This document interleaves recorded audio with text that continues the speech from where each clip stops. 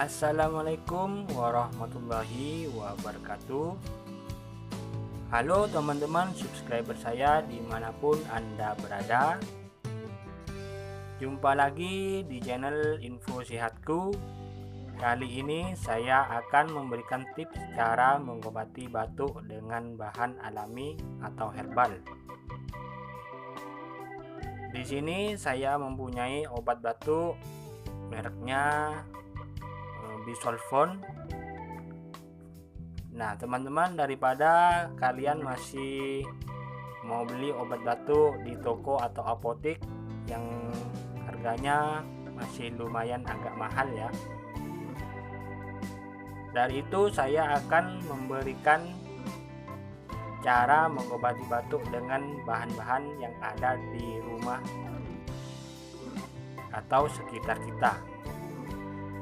Bahannya yaitu yang pertama kecap manis, yang kedua jeruk nipis. Caranya pun cukup mudah.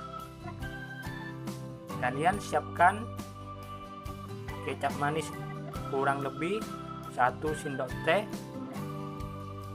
lalu jeruk nipis ini kalian campur dengan kecap manis tadi.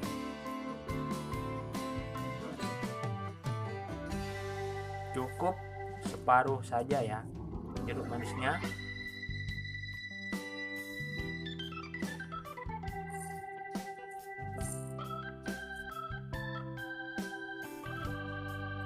Nah, terus aduk-aduk sampai merata.